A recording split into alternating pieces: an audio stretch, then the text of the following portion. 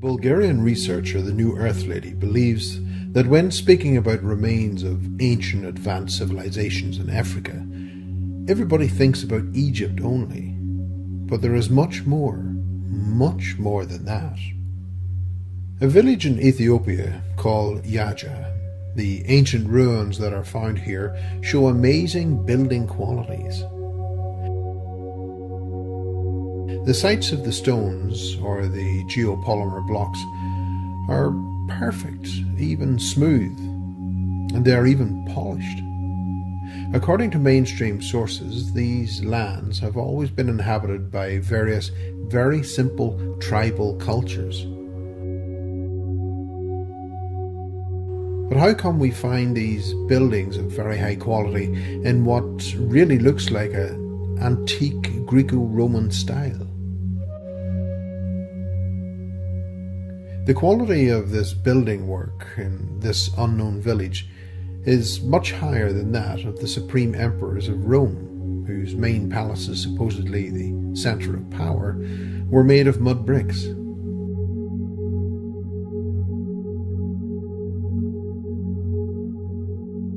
While this structure is made of big blocks, some of them reaching into 2.5 meters in length, she states. Also, the building style of these megalithic structures, there are a few of them in Ethiopia, is very similar to these that are found in Yemen. These photos from Yemen are just a comparison, and by the way, the same building styles can be found in Temple Mount in Jerusalem, in Cambodia, Turkey, and Peru. It is almost as if the same builder made them all, but this builder is not present at all in the current history of Ethiopia, she believes. Now look at this single stone, she states. It is a stone 20 meters long. That is gigantic, and it definitely rivals the highest quality of work found in the Egyptian megaliths. And this is the actual quarry from where the mainstream historians assured us that this stone was taken. Well, first of all, it's a completely different colour. It has reddish tones, but look at the megaliths. Some are a whitish colour, whilst others are darker. Not at all like the quarry, she points out. Actually, the entire so-called quarry consists of small staircases cut into the rock. Not to mention the enormous obelisks found in Aksum, a town in northern Ethiopia. They are much bigger than the famous Egyptian obelisks, and even with our advanced technology these days, we cannot rebuild them to the previous glory, not in one piece anyway, as they were originally did. We had to cut it into pieces. We can't do it all at once. And again, she points out, not only the weight of the obelisks, but also the technology that was used in cutting them is far beyond the reach of any primitive tools, no matter how many millions of slaves were labouring for the hundreds and thousands of years. These achievements are simply ignored by those who write the mainstream history, she believes. They do not mention them. Instead, they pretend that they don't exist and continue writing about mud huts in the past.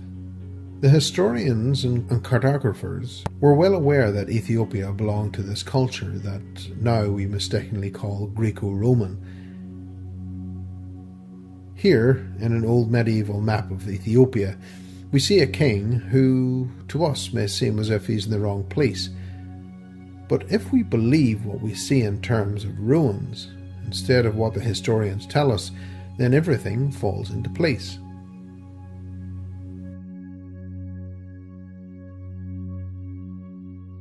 Another interesting point to consider is that the megaliths of Ethiopia are made of stone that is not available locally.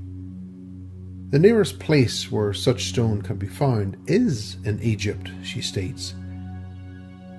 When a group of Russian researchers visited the nearby quarries where the mainstream historians tell us and assure us that the stone was taken, they were surprised to find that the stone had nothing to do with the stone that is used in the actual megalithic sites.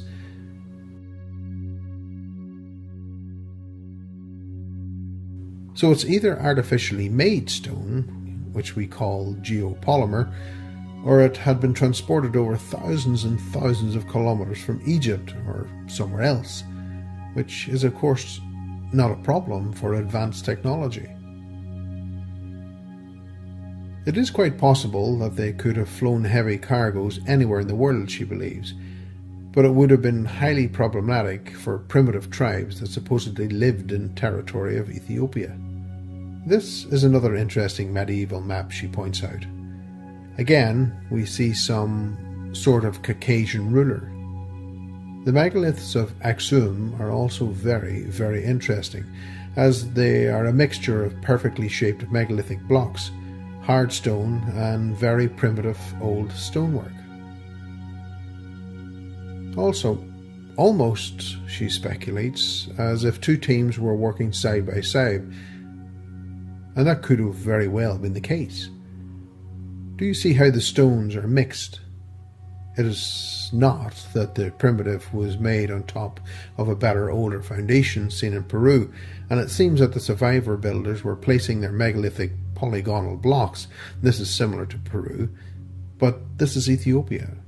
But it looks like Peru or Turkey or Japan, absolutely the same style.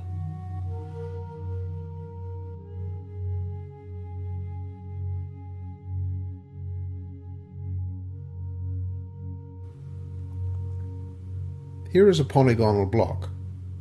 You won't find a gap between the stones. Huge sized blocks.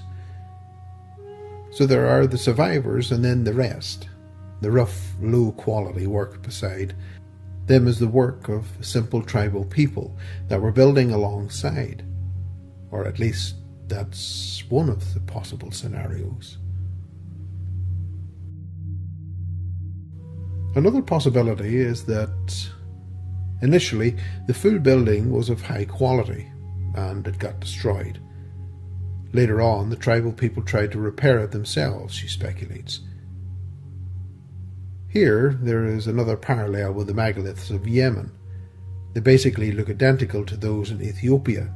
The building style, the blocks, the size, just the same, and we're back at Aksum, the very familiar megalithic underground tunnels. Enormous blocks of very high quality work. Everything is so polished. Even the sides that face other blocks are also polished to perfection. That's why there are no gaps.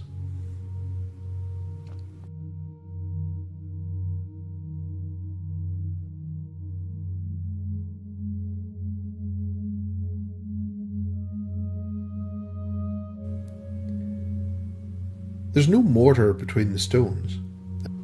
And as usual, we see the survivor-style clamps, as seen everywhere else in the world, she states. Here, she points out, even the original metal has survived. The connection between the culture, and she calls the nature people, or the survivors, and the ruins in Ethiopia, is not confirmed just by the style, but also by the writing found in those ruins, she believes. We call them European ruins and Slavic ruins, but apparently they were not exclusive to that region. So again, the name given by the mainstream historians is not really suitable. Here, we are still in Ethiopia, and we see a very familiar symbol from the previous episodes.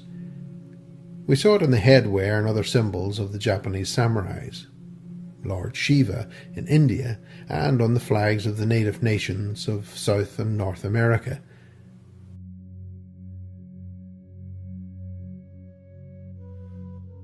So of course it is all over the flags of medieval kingdoms in Europe. They all belong to the same culture.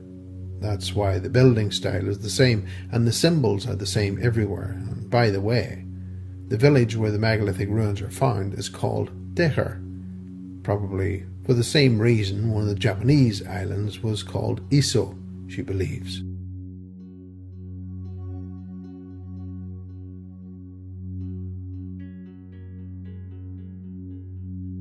Here are the famous rock between churches of the Lalibela, again in Ethiopia. The elders still tell the story that in the past angels of other races used to join the religious processions. And how were the churches made, she asks.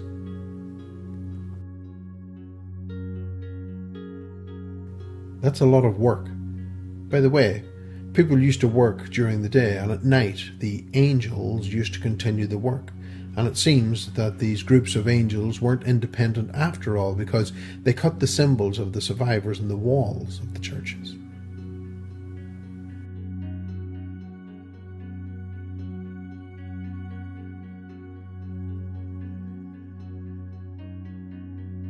According to the locals, the king during whose reign these churches were made used to travel in altered states of consciousness.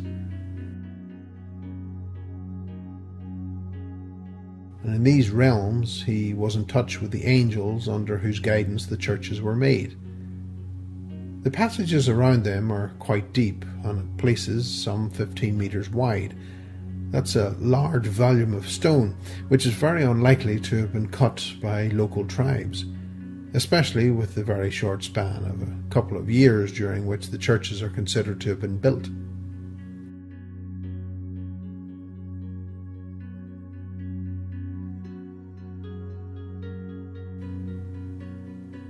If we take the traditional story about the help of the angels, then the full story is much more believable, especially taking into account how fast that they were allegedly built. And as she found out very recently, Ethiopia is very rich in rock ruins that are in absolutely the same style as what we see in Turkey and Italy in great concentrations, and also in dozens of other countries.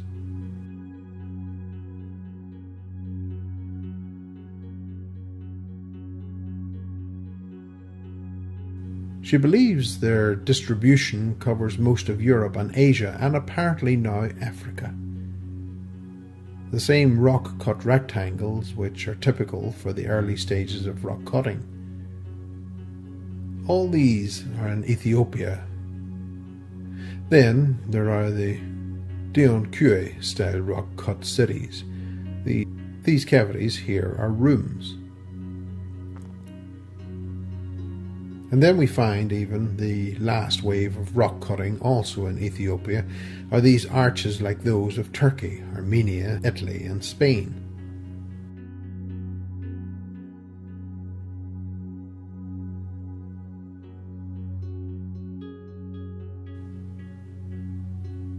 And as in all other regions, rock-cut ruins from the earlier periods were later on converted into monasteries and churches. Here in Turkey, you see only half of a room which is left.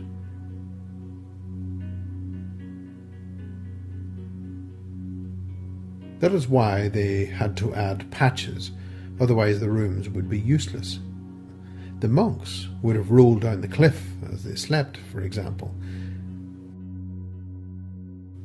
This is an example of rooms that have been patched, while this they did not get patched. Everywhere the same trick, she states. The mainstream historians pretend not to see that it is patched and persistently misrepresent the sites as being only Christian. Again, the patches are obvious. Here some of the rooms have been reduced to mere scars in the bedrock. If the whole thing was as recent as we're told, then where are the remains of the rest of the structure? Even if the structure was destroyed suddenly, then it would need such a long time to erode. There should still be remains in some form, but everything has been washed away or disappeared.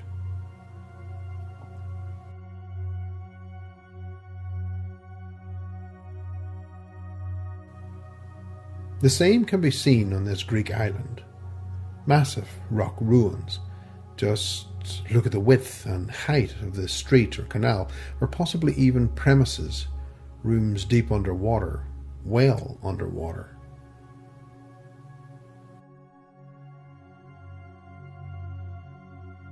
So what do they call these rooms, she asks. Caves? Which is greatly misleading because caves are natural formations. This large basin is just ignored. because these are classed as beaches, so apparently we can ignore them. But in one of the better preserved rock-cut rooms, somebody placed Christian paraphernalia, and now that is immediately recognised as a historic site and is immediately recognised as Christian. These are allowed to exist in their history.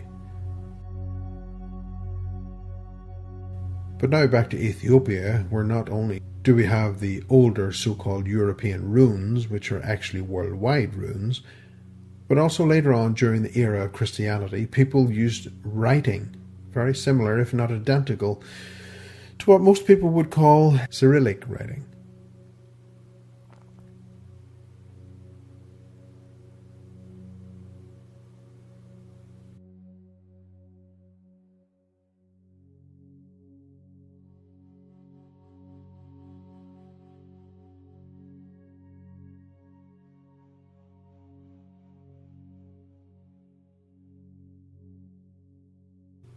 Actually, people believe it or not, but in the Middle Ages, Ethiopia was repeatedly referred to as a place of St. John the Baptist.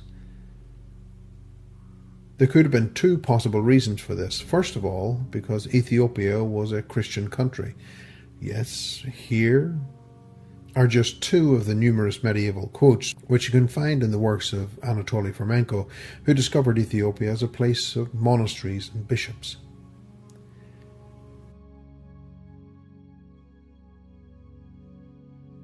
It also specifies the dark-skinned monks outnumbered the white-skinned. So probably there weren't that many pale-skinned anyway, she states. And the other reason for which Ethiopia was the place of St. John the Baptist could have been, believe it or not, but in the Middle Ages Ethiopia was to be found primarily in Europe and in Africa as well.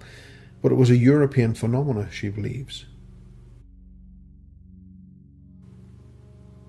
In the medieval books, the name Ethiopia was very often always related to, let's say, Germany or Siberia, things like that. What we now call Ethiopia was previously called Abyssinia. Other names were also used. For instance, here it was called India.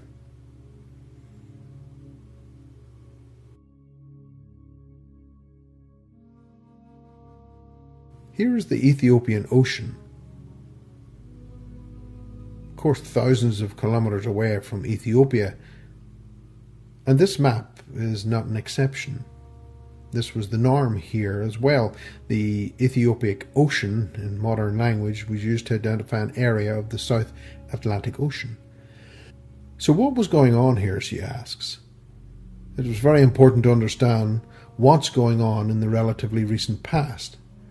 They changed almost all geographical names, and that was done with a specific and very clear intention in mind to make all texts and all maps, which by chance had escaped the parasitic destruction, unreadable, she believes, and not understandable for the people who could follow in the future. So that's how they took care of the written history. Let's now look at how they took care of the actual historical sites, she states. Let's visit the site located in the very capital of Ethiopia, Addis Ababa.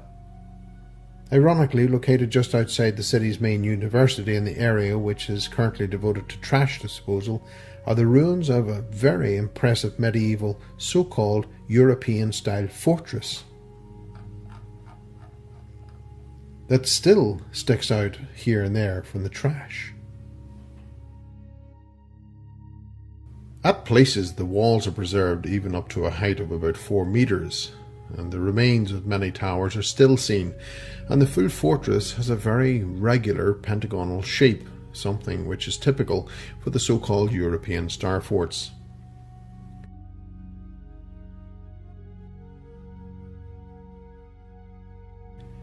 The place is neglected to such an extent that she couldn't even discover its name. It was only through some travellers that she had learned about the ruins next to the University of Addis Ababa. She is not so sure they are being taught their own history. She suspects that they are preparing them for the next stage of the parasitic plans, where they don't even have mud huts, anymore, and because they know that there are still some rational people left who will realize that this is seriously wrong, for them they have a different story.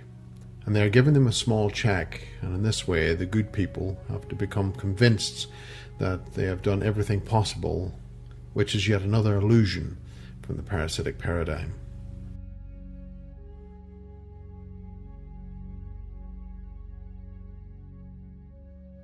She believes what we should do actually, if we want to put an end to this nonsense of starvation, is first of all abolish central banking and get back to the honest monetary system. And once the packs of banksters no longer can create unlimited free money for themselves, then they won't be able to buy off entire countries as they have done in Africa.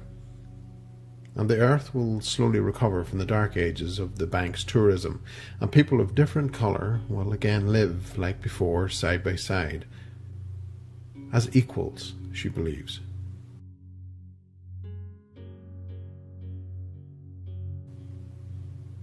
Excessive hoarding of money should be declared illegal.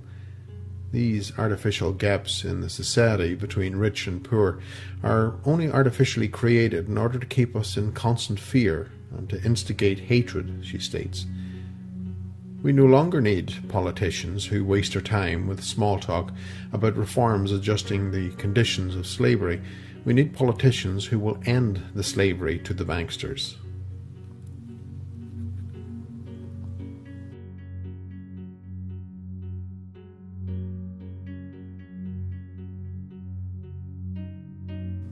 So the people of Africa, as the people of all continents who are regularly visited and helped by human and non-human angels, she believes. For example, the story of the tribe of the Dogons is somewhat different. Their angels came from Sirius. Some researchers also found confirmation to this legend that the people of the tribe tell in terms of advanced astronomy, knowledge which the Dogons could not have obtained in any reasonable way, she states.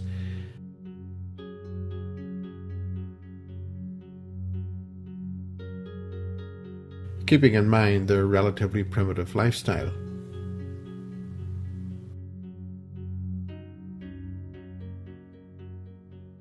There are some images of the indigenous original inhabitants of Africa.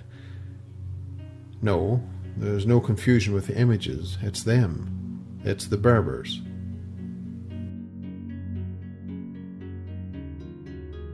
On one side, the mainstream historians don't deny that these are the original inhabitants of northern and even central Africa. And on the other hand, they assure us dark-skinned people live in Africa because they were fried under the sun for many thousands of years, and that is why they became black, she states. So how come some were getting fried and became black, while others in the same furnace conditions and remained rare and uncooked?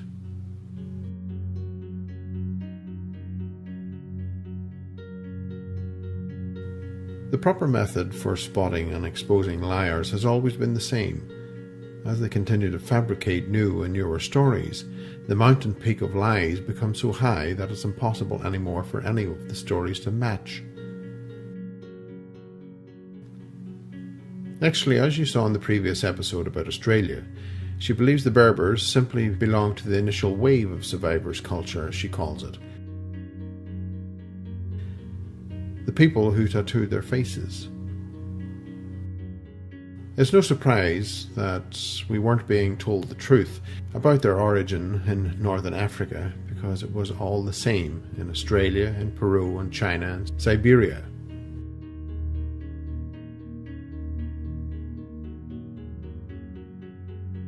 Burial sites in which mummies of Caucasian blonde people are found, but they never find the time to include them in any of the official history.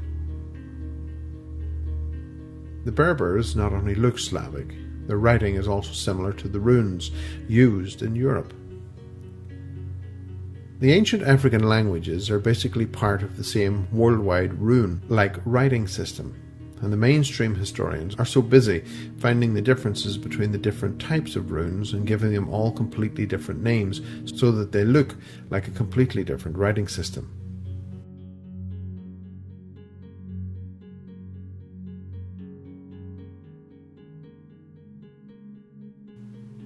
They're so busy with that they fail to make the main observation, which is that on all continents, without exception, these writings are found.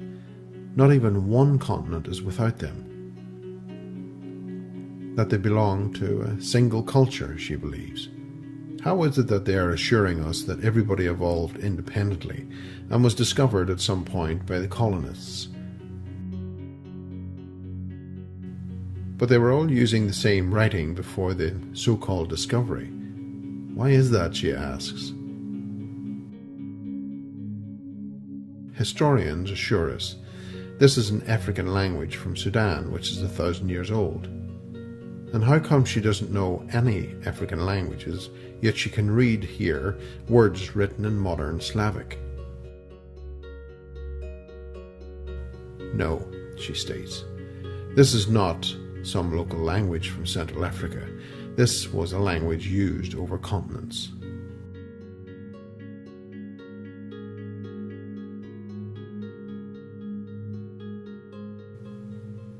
The patterns of the traditional Berber embroidery are identical to the patterns of Slavic people.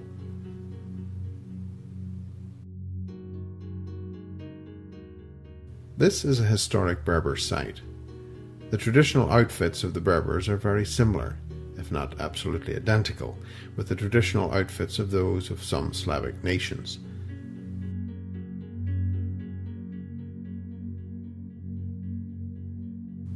What you see now are photos of traditional Slavic outfits. And if it was not for the caption of the photos, she could not even distinguish if they were Berbers or Slavs. Although she is of European descent herself, if she was shown a traditional costume, she couldn't say for sure if it was a Berber or Slavic, as they are identical. The costumes, and very often even the people who wear them, despite the obvious connection between the Berbers and the people of Europe, that even a small kid will notice in the mainstream history, they're built as absolutely independent.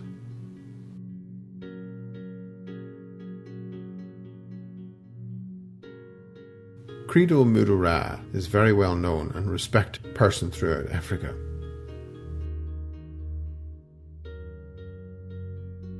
He is a shaman and religious leader. He still remembers the old history that the native people had before the parasitic forces came and submitted it with lies in Africa.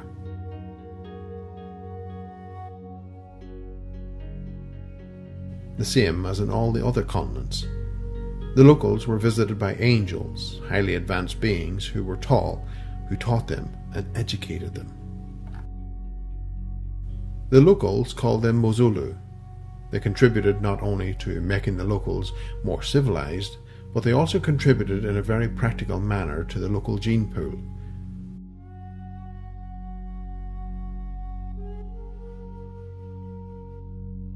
That's why all over Africa, sometimes people with blue eyes and blonde hair get born. So as in all other continents, other demonic and angelic species left their genetic stamps.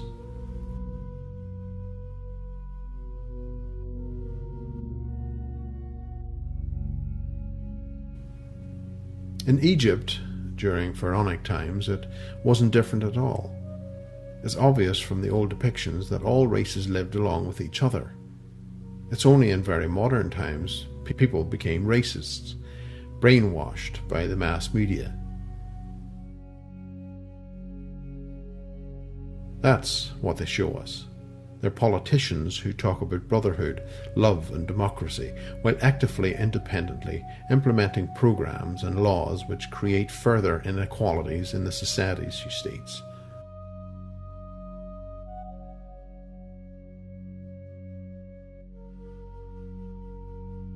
The laws and programs that create gaps between the races and this very modern phenomena of racism is further nourished by shameless, fraudulent interpretations of history or straightforward fictional events, which they're telling us, like for example, the situation with slavery. Things were radically different from what they're telling us, but we will review slavery later on.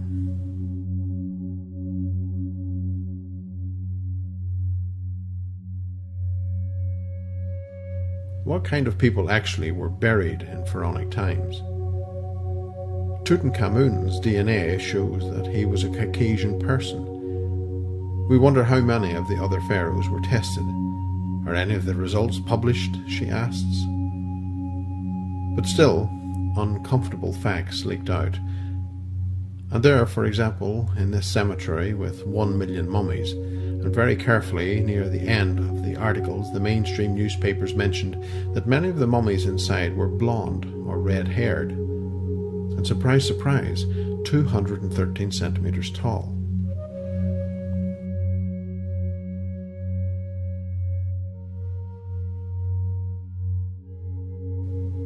As far as we can understand, they actually closed the cemetery excavation, but some of the bodies were found to be some 30 meters below ground level. That is pretty deep for a burial. The burial is not that extremely old, as we can see from the stage of the preservation of the bodies, and yet how did this massive amount of 30 meter soil pile up around them?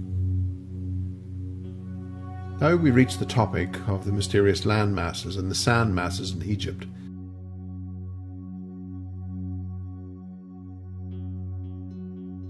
A topic which doesn't get all the attention it deserves because it could prove pivotal in revealing the true history of ancient Egypt, as we call it.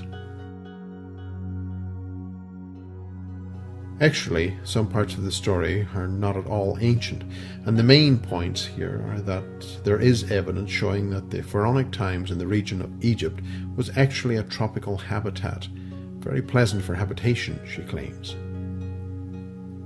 On the other hand, we have evidence that it turned into a desert within a flash. While at the same time, if you open the official information on the Sahara, you will find all that the talk of the wind and the rivers grinding rocks into sand for millions and billions of years.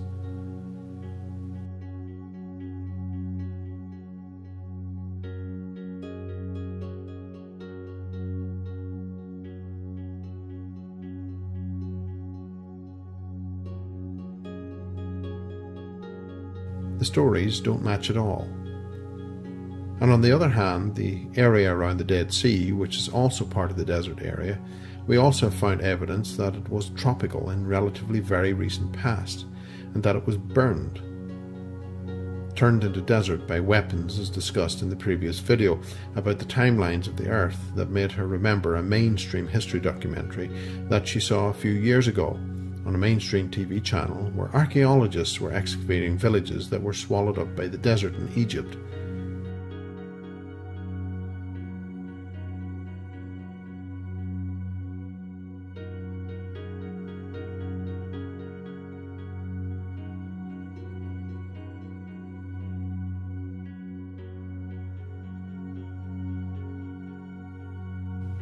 The picture that their excavations revealed was pretty sad.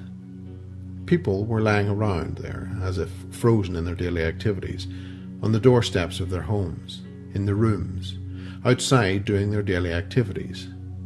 They were not buried. Rather, something happened in a flash in Egypt. They certainly didn't possess a tradition of leaving the bodies of their relatives to lay around in their houses. They used to bury them, mummify them. And the fact that they were left like this means that a disaster struck so quickly that there weren't any survivors even to bury the dead. As we delve further into this very interesting history, perhaps we are left pondering a very simple question. There's a whole lot of sand out there in the Sahara. How did it end up over there, moreover, in a flash, she asks. We are being assured by mainstream science that the Sahara formed absolutely naturally, and they're telling us that with such certainty as if they were first-hand witnesses when it was made, when in reality that idea is only a speculation, a non-confirmed hypothesis. On one hand, the origin of all sand which looks this smooth, of this colour, is very suspicious, and various scientists have been wondering and raising the question, is the sand in the desert as such of natural origin?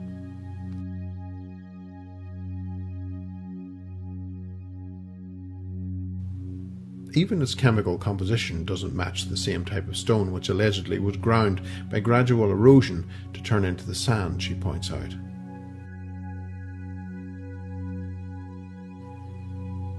Yes, there are some beaches with unusual black sand that really formed naturally, but these, the yellowish Sahara sand, has been raising suspicions. Many geologists have said that the sand really looks alien. Anyone who tries to discuss this point about how the Sahara appeared all of a sudden within a short geographical time period will be met with mainstream experts who go around the subject with vague things like the rivers must have carried it.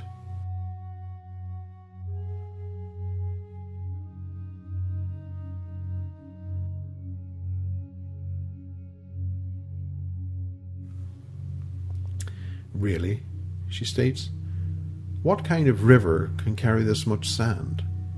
It would get clogged in no time. And from where did it carry it from? Was there another Sahara somewhere else that all of a sudden packed up and moved to a place of the current Sahara, she asks. Instead of wasting time with the so-called hypothesis, if we look at this photograph, what we see is a level surface of the earth, and then lots of sand dumped there, and even the level surface over which the vehicle is driving. Even that, we are not sure if it is natural origins, because don't forget, the burials of the rather tall blonde people were under 30 meters of earth.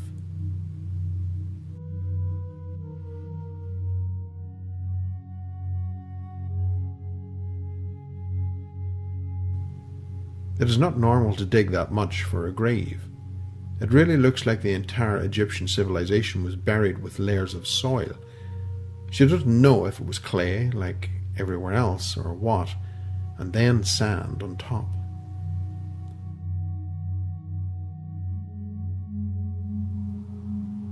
That seems to have been the standard procedure over the ages. For example, in Turkey, this is a very interesting site of Nimrod. The main structure is covered with piles of very industrial-looking gravel. Of course, the mainstream version is that primitive people dragged it in baskets and on donkeys and mules. But in this historian's fairy tale, they conveniently skipped over the point in telling us how the lords of the mules and donkeys produced all the gravel.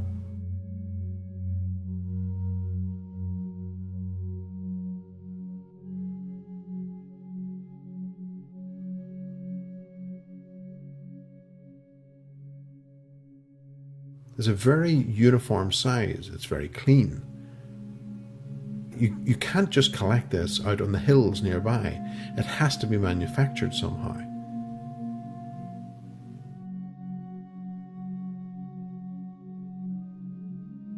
Also, Teotihuacan has a couple meters of clay. Massive amounts of clay would have been needed to cover the city. How did they do that? She asks. Another example of selectively burying historic sites under clay is the Great Pyramid of Tulula. It turned out that the mainstream stories of how it was buried were deliberate fraud, as shown in previous episodes.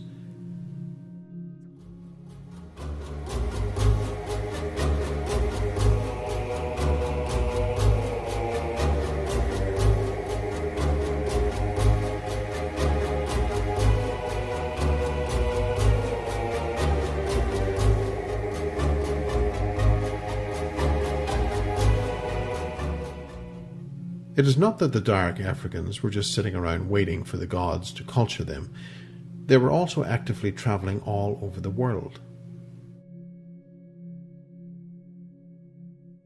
The Olmecs from America were a very much an international mixture, as some of them are clearly African, she suggests. The proof of that is found with huge stone heads, with some reaching 3.5 meters tall.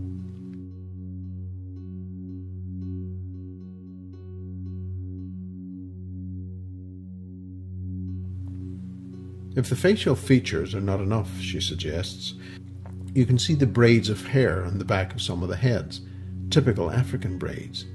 And also some older skeletons of the Olmecs show a clear connection with an African race, with some similarities in their writing systems.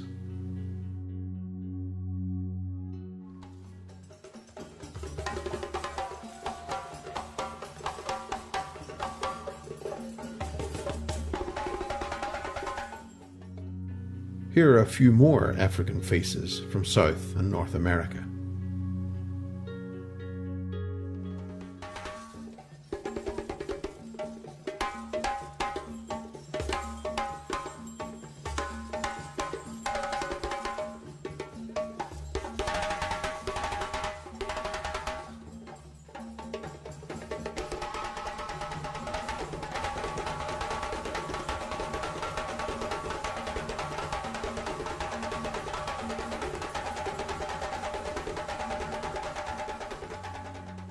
In the first episode about the true history of America, we saw numerous depictions of African elephants found on the American continent. The connection between the languages and the inscriptions found in various locations in both South and North America are again proof of the international relations.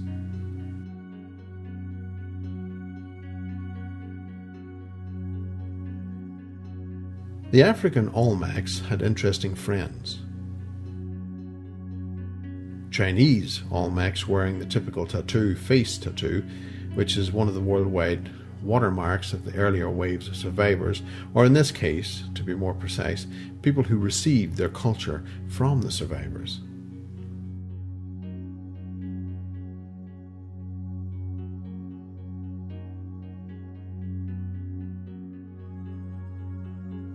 The parallels are countless.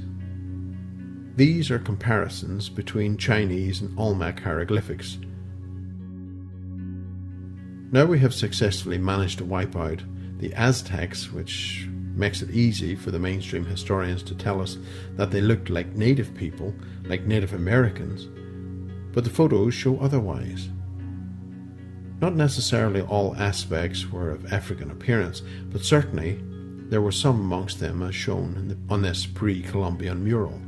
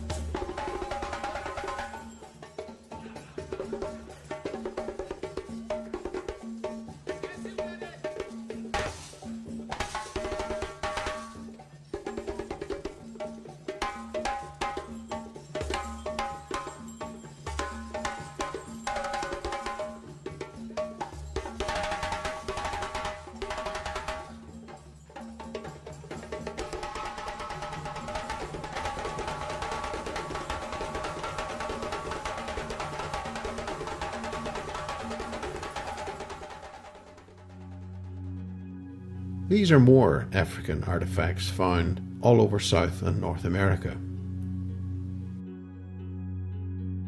Double cliff dwellings from Malay in Africa. And these are cliff dwellings from North America belonging to the Anasazi tribe. They look the same as in Africa.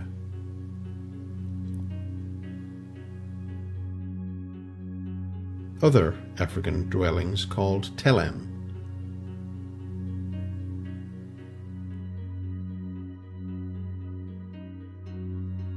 Africa also has its castles in a style which is typically European. At least for those who listen only to mainstream historical sources, this resembles the Pantheon of Rome, but it's in the African city of Kilwa.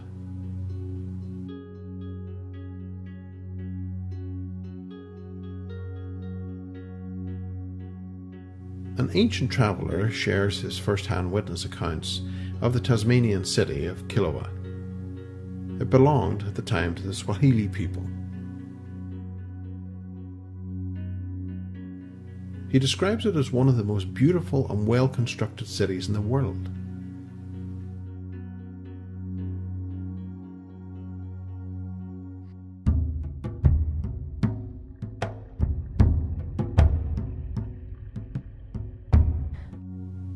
We've been led to believe that ancient Africans were simply people, while only we in Europe were building things like this.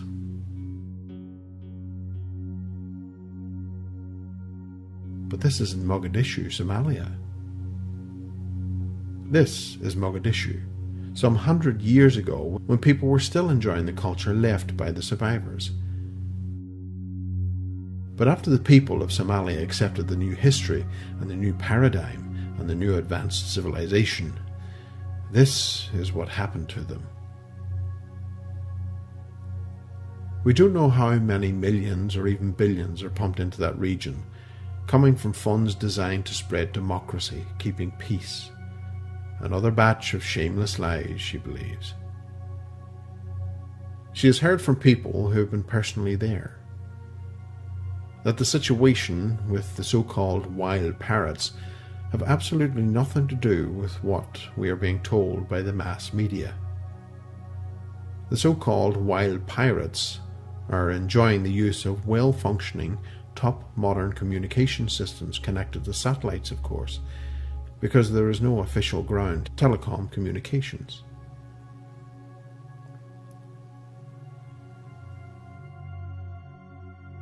There are unseen forces that continue to help them destabilize the region.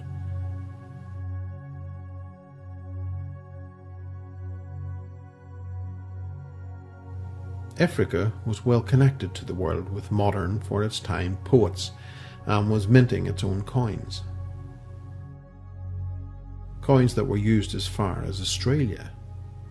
At that time, the African people were respected as members of the worldwide culture and were travelling freely, not as slaves.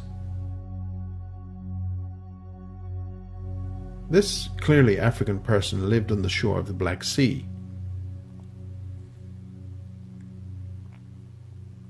As we saw in the previous episode, people from Africa wearing typical African skirts and accompanied by a live giraffe were even depicted on walls of an Indian temple.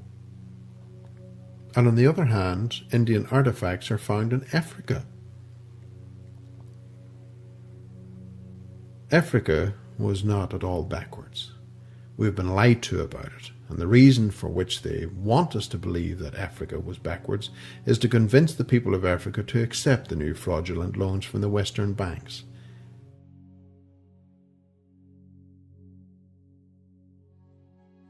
And once they fall into the trap, the land is owned by the foreign big corporations. The people are driven away, either killed or starved. Local criminals are placed in the prospective governments, all financed by the funds for spreading democracy, and whoever has been left alive by the wars, the simple people, the people at rock bottom, can fend for themselves in the garbage piles, she states. This piece of beautiful blue geopolymer, or in other words, man-made stone, is from Sierra Leone.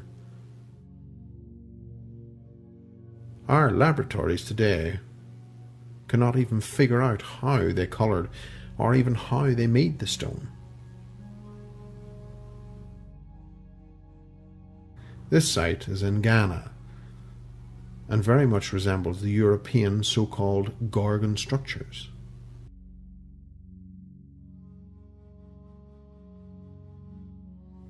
Look at this African ruler or king. She doesn't know who he is, the important person from the Benin. He looks European, she speculates, his colour, hat and outfit, everything in general. She continues to say the mainstream history is being quite unfair to the African continent, presenting them like semi-dressed people without any culture and living only in the mud huts, while the civilizations that we have is attributed only to the Europeans who supposedly came up with it. Or did they?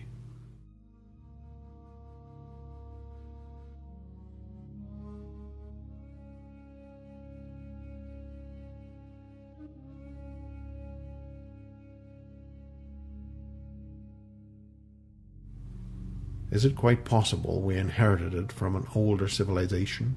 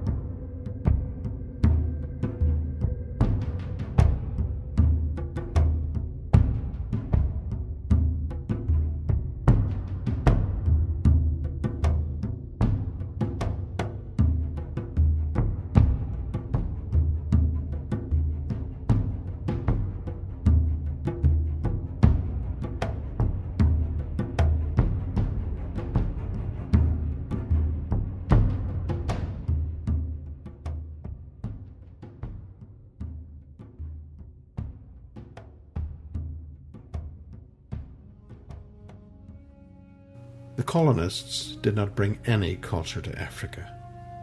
They only destroyed as much as they could.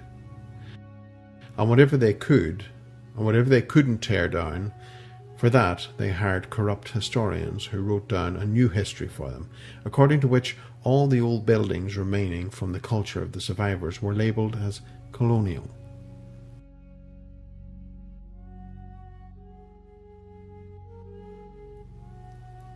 This doesn't look like a mud hut culture to her.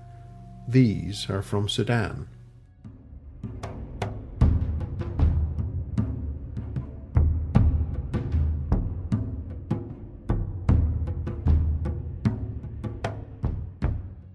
This southern part of Africa is home to millions, yes, millions of stone circles. Some of them are simple artwork, she believes, while others are proper stone drawings.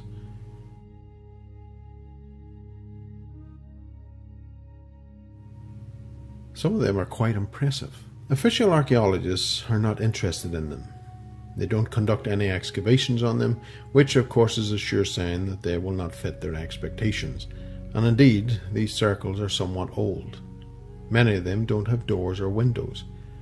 Apparently that means not too much to the official historians, as they continue referring to them as cattle compounds, built for all kinds of now extinct flying cattle, apparently.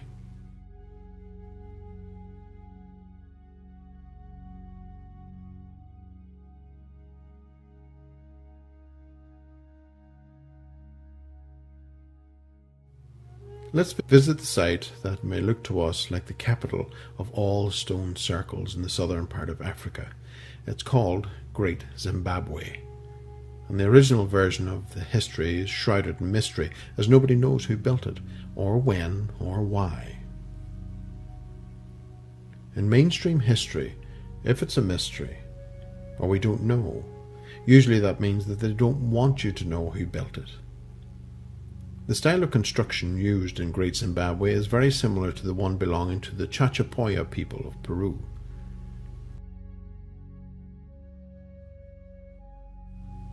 This is Zimbabwe, the site of the Kame, and this is in Peru.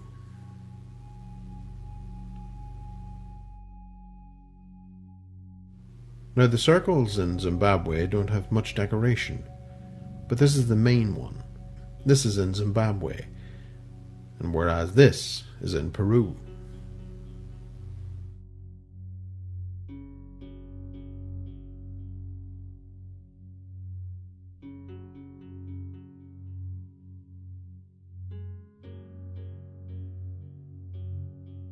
The bird symbol is considered the emblem of the Great Zimbabwe site. It is definitely the main one over there.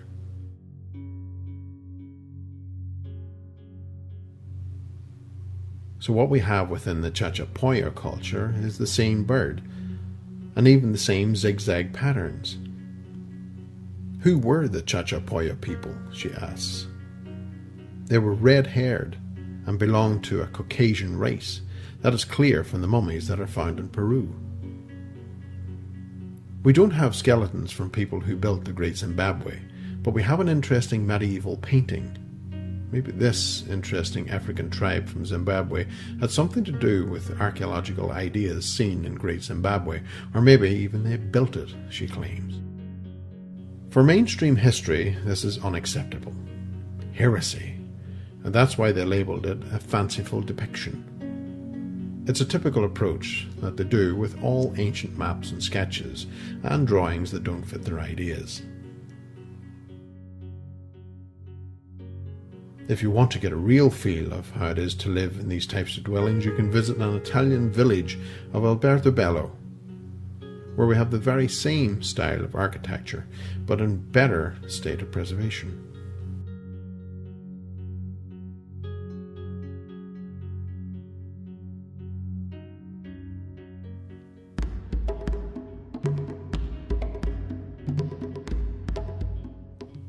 There are a couple of mind-blowing earthworks in Africa, and here she is going to show us one of them. It stretches across several countries: Namibia, Botswana, Zimbabwe, Zambia, and Angola.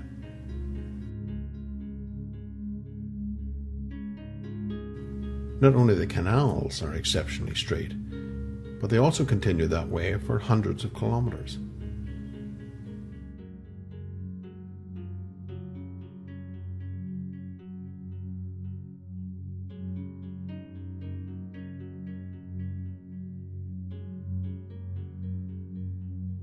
Now this is just one single canal, she believes.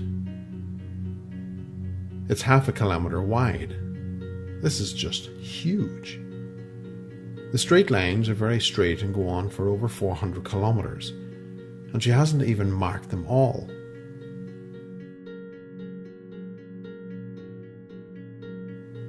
And these continue here as well.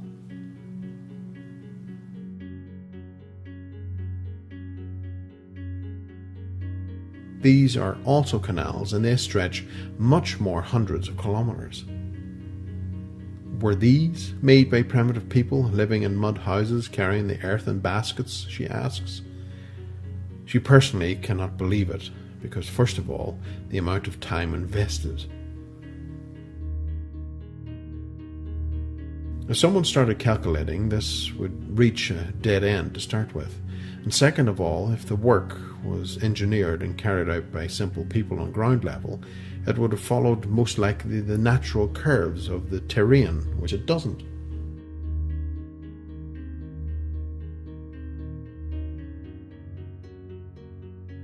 The scale of the footing leaves the impression that it has been done from above. These are hills. Did they really dig by hand and dig out the hills and remove them? She doesn't believe this.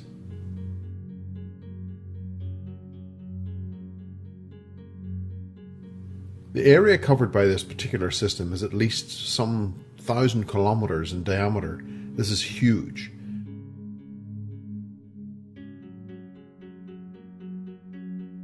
You can fit a couple of European countries in that area. So what's the purpose of this enormous canal structure? At first, she thought it may have been used for irrigation, but later on she noticed one detail which changed her mind. She now believes it was most likely something else, because if you look here, we have another grid crossing the better visible grid at an angle.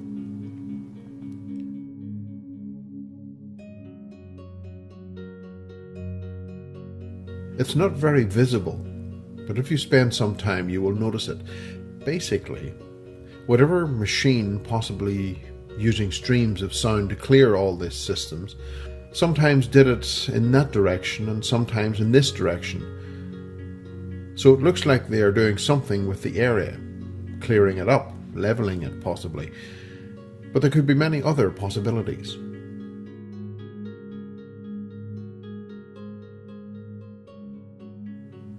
They could have been testing the earth below for something to mine. It is possible that this is some remnant of mining, or maybe it was a weapon. Or maybe they were simply archiving parts of the Earth for the future civilizations to come.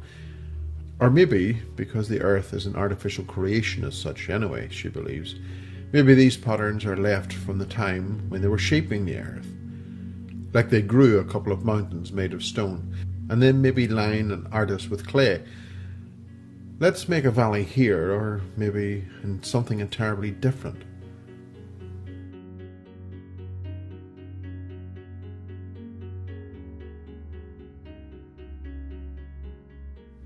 Or maybe an entirely different reason that we can't even imagine, because the full thing is beyond our scale of understanding. What kind of technology do we have nowadays that could make meters deep rows of ground for hundreds of kilometers in perfectly straight lines, she asks.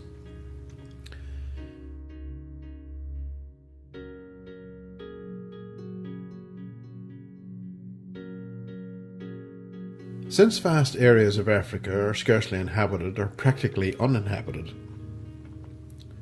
there are well-preserved lifelines in Africa, like this grid, for example.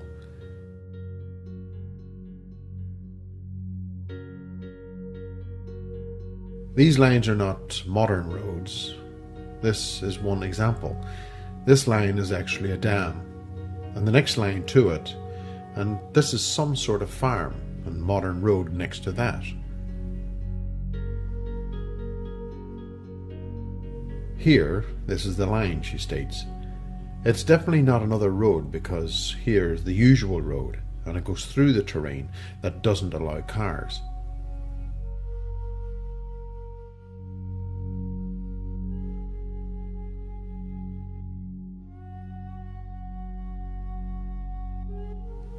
This is one of the many instances that proves, she believes, that these lines are not some sort of modern road. Here she points to a line that can be compared to actual modern roads. This is the modern road. This is servicing these power lines. And you can see the modern track is actually only one lane.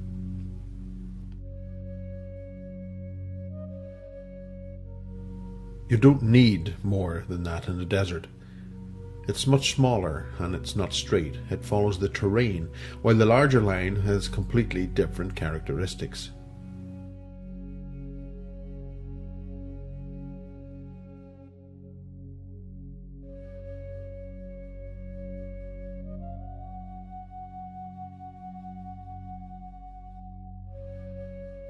Another example that shows that these are not roads, again here the lines are crossing terrain that is not suitable for cars.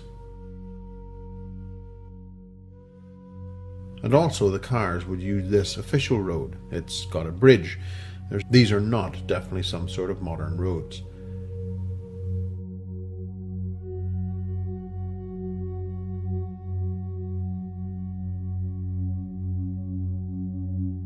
Here is another example of these larger lines crossing terrain that is not suitable for cars. The lines, she suggests, are not made recently as roads. This is the road. It has a bridge and the cars can use it. This, however, cannot be used by cars, yet more proof that these lines are not modern roads.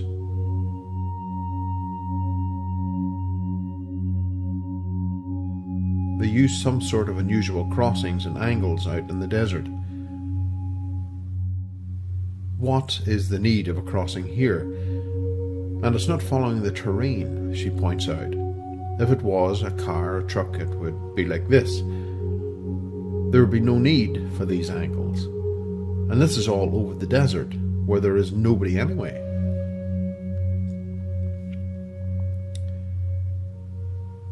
Yet another case showing that these lines have nothing to do with modern roads is this. First of all, this line goes through mountains here. It also gives us some hint that it isn't made by some sort of technology that is familiar to us, probably from above, she theorizes.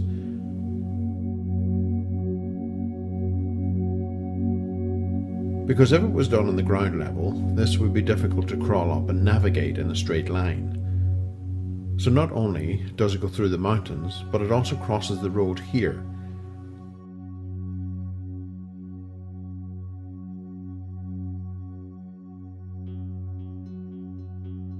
There is no crossing junction here. The cars are not using it, she adds. And by the way, all of these roads, or probably most of the roads in South Africa, are probably placed on the existing infrastructure on the top. Probably was a borderline itself, she states. Here on the other side, still, are the remains of the borderline. Now these are interesting. The lines here are very steep and not on hospitable terrain like a desert floor, but rather in the mountains.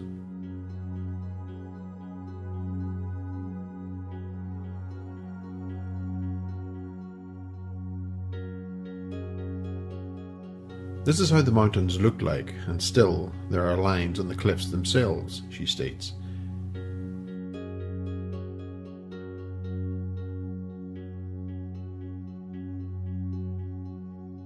Here they continue. This is impossible, she believes, for a cutter or a modern car to have done this.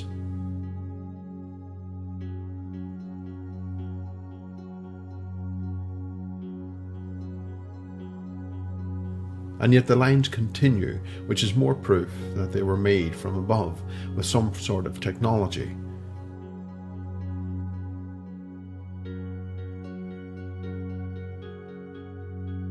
Not only are all the lines obviously not roads, but they are also not part of fences for cattle.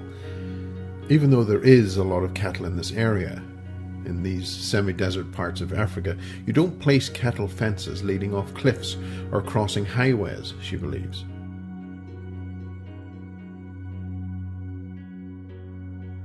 Also, for obvious reasons, in this area the farmers don't use permanent heavy fences, but they use this type of fence which doesn't leave a mark on the land as such, she states.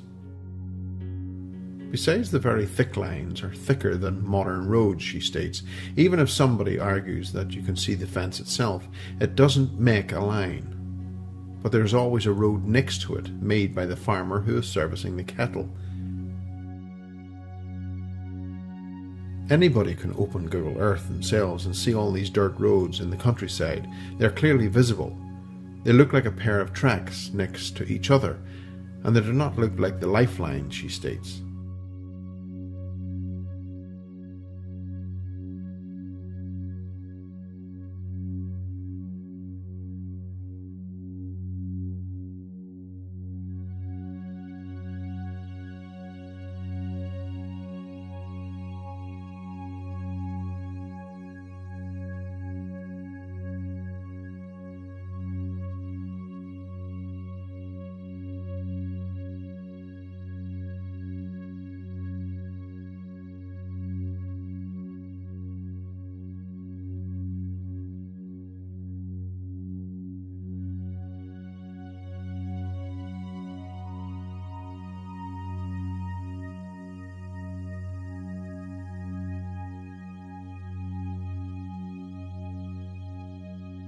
This is interesting, she states. This is huge. This has been measured at over 200 kilometers long. She noticed on a map it's just one of such formations. Here's another, she continues. This one is not so clear, and she wondered what these shapes resembling squares are. This is huge, she states.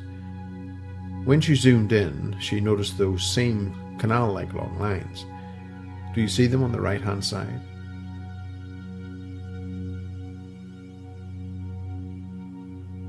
Then she noticed this brown spot like burnt grass.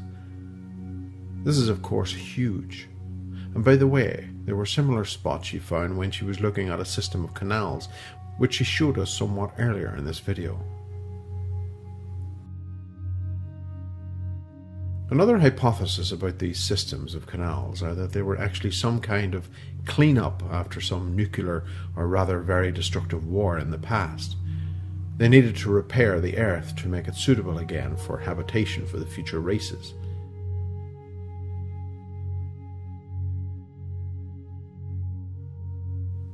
The brown burnt circle that appears on the left side of the screen could be a nuclear crater, or crater from some other weapon, and the keepers of the time were simply cleaning the area with leaving long scars, The canals are marks of whatever tool or technique they were using.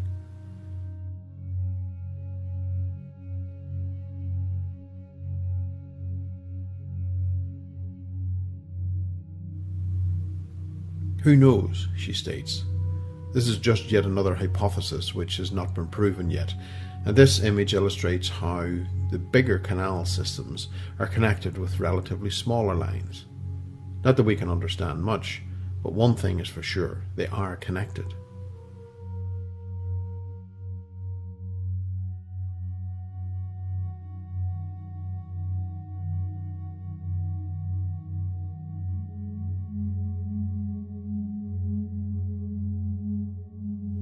There are interesting pieces of glass in the Sahara Desert. Similar glass sometimes has been a byproduct of modern nuclear tests. Is it possible that the glass is left over of some war that we don't even know about, she speculates.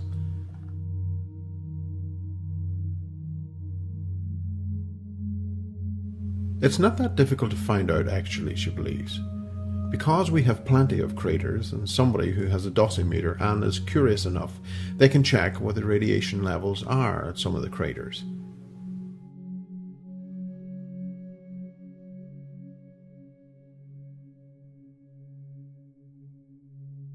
Many of them are conveniently and suspiciously located right next to historic cities. This is Aksum in Ethiopia. Of course, there could be still some remains possessing higher radiation levels if the bombing was done fairly recently. Even the very abundance of such craters near cities of the recent history by itself raises questions.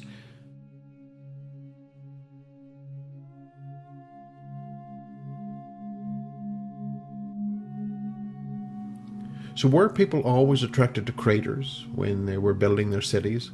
Or is it more likely that the craters appeared after the cities? In Serbia, people were curious enough. Many of them did their own homework and fieldwork and found higher radiation levels at a number of city craters, she believes. But she is not aware of any other radiation being checked at other craters around the world.